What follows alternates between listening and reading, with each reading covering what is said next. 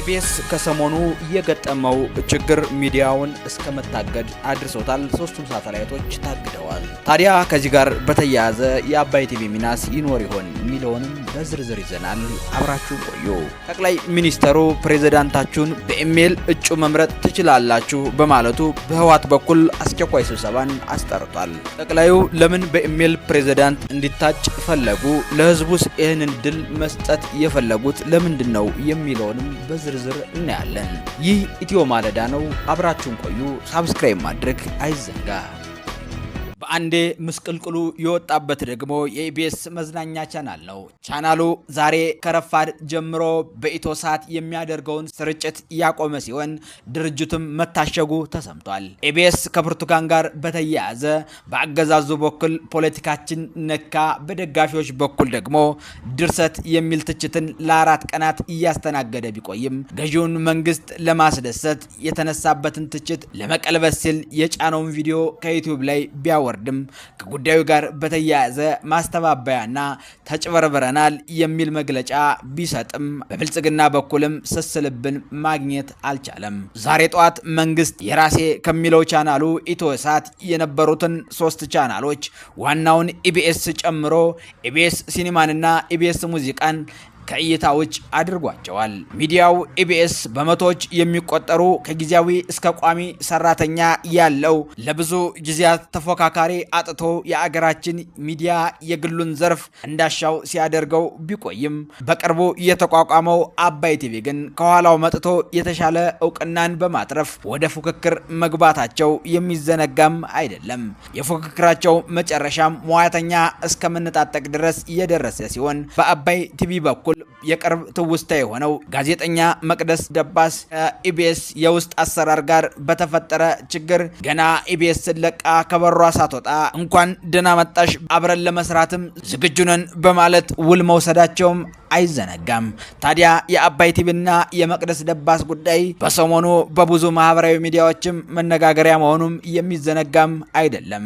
ታዲያ የሁለቱ ሚዲያዎች ፉክክር በዚህ አላቆመም። በኢቢኤስ በኩል ደግሞ ለአባይ ቲቪ አጸፋ ያለውን የአባይ ቲቪን ከካሜራ ጀርባ የሚገኙ ጠንካራ ያላቸውን ሙያተኞችን የተሻለ የደሞዝ ድርድር በማቅረብ ከአባይ ቲቪ ነጥቆ መውሰዱም ሰሞነኛ ጉዳይ ነው። ታዲያ ከሰሞኑ ኢቢኤስ የገጠመው ጉዳይ ለውድቀትና ለትችት ብቻም ሳይሆን ጭራሹን ከሳተላይት እንዲታገድ ቢሮውም እንዲታሸግ አድርጎታል። በኢቢኤስ ላይ የተፈጠረውን ችግር እንደ መልካም አጋጣሚ ተጠቅሞ ከተቀጣጠለው ሳት ላይም ቤንዚል ከማርከፍከፍ ወደኋላ አይልም ይባላል። ምክንያቱም የእልክ ቢዝነስ መጨረሻው ባላደጉ አገሮች መጠፋፋት እንደሚሆን እሙን ነውና።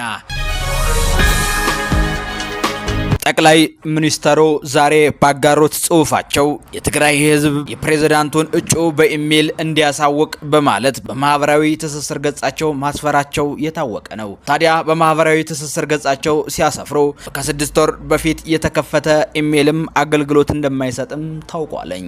ጠቅላይ ሚኒስተሩ በትግራይ ጉዳይ እቃቃ ጨዋታ የሚመስል ተግባሩን ከሰሞኑ ተያይዞታል። በሀገራችን ከፍተኛ ቁጥር የሚሸፍነው አርሶ አደሩ ሆኖ እያለ ከዚህም እልፍ ሲል ተች ስልክ የያዘ እንኳን በቅጡ ስለ ኢሜል በማያውቅባት ሀገር ነው በኢሜል እጩ ፕሬዝዳንታችሁን አሳውቁ ሲል መልእክት ያስቀመጡትኝ።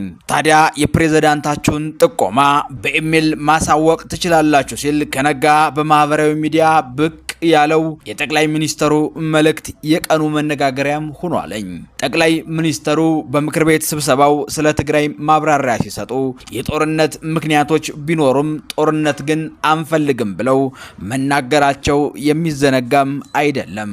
የብልጽግናው መሪ ግን ይህንን የሚሉት የትግራይ ጊዜያዊ አስተዳደር ፕሬዝዳንት ወደ አዲስ አበባ ከመጡ ወዲህ ወደ ትግራይ ክልል የሚሄደውን የነዳጅ አቅርቦት በእሳቸው ትዕዛዝ ካስቆሙ በኋላም ጠቅላዩ የ2013 ጦርነት የጥይት ድምጽ ከመጀመሩ በፊት ከመንገድ እስከ ባንክ ከቴሌኮም አገልግሎት እስከ መብራት ኃይል አገልግሎት መዘጋቱ የሚታወስ ነው። ዛሬ ላይ ደግሞ ወዳለፈው የጦርነት ዘመን ለመመለስ ሁለቱም በኩል የጦርነት ነጋሪት እየተጎሰመም ይመስላል። ይህ የጦርነት ነጋሪት ደግሞ እየተጎሰመ ያለው የ2013 ጦርነት ሲጀመር መነሻው መግለጫ ነበር፣ መግለጫውም መጨረሻው ጦርነት ሆኗል። የዚህኛው ነገር ፍለጋ ግን የሚለየው ጠቅላይ ሚኒስተሩ ከባለፈው የጦርነት ዘመን ጦርነትን በአደባባይ ተናግሮ በአደባባይ ይዘምታል፣ ይወጋል። በአሁኑ ግን ያና ያለ አይመስልም። በመድረክ መንግስታቸው ለሰላም ዝግጁ እንደሆነም ይሰብካሉ። ለሌሎች የብልጽግና ሹማምንቶች ደግሞ ከመጋረጃ ጀርባ ትዕዛዝን ይሰጣሉ።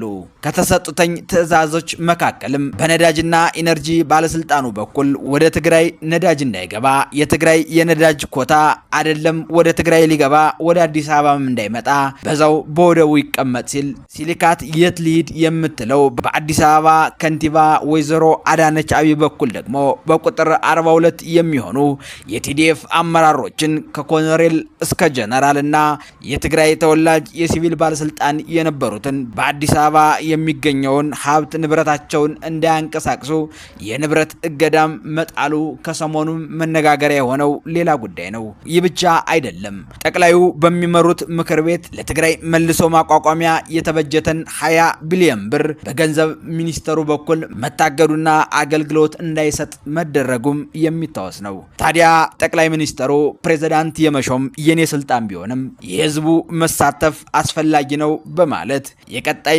ፕሬዝዳንታችሁን በኢሜል ጥቆማ መስጠት ትችላላችሁ፣ ላም ባልዋለችበት ኩበት ለቀማውንና ቴክኖሎጂ ባልተሟላበት ፕሬዝዳንታችሁን በኢሜል ጥቆማ ስጡ ማለት ከማፌዝ አይተናነስም። ታዲያ ይህንን ማፌዝ ተከትሎ የህወሓትና የሰራዊት አመራሮች ጠቅላዩ እቃቃ ጨዋታ ነው የያዘብን በማለት ይህንን ከኢሜል ጋር ተያይዞ የተሰጠውን ሀሳብ መነሻ በማድረግ ትላንት አመሻሹን ከ4 ኪሎ መንግስት ጋር በተያያዘ ለመምከር የህወሓት ማዕከላዊ ኮሚቴ በመቀሌ ስብሰባ መያዙም ተሰምቷል።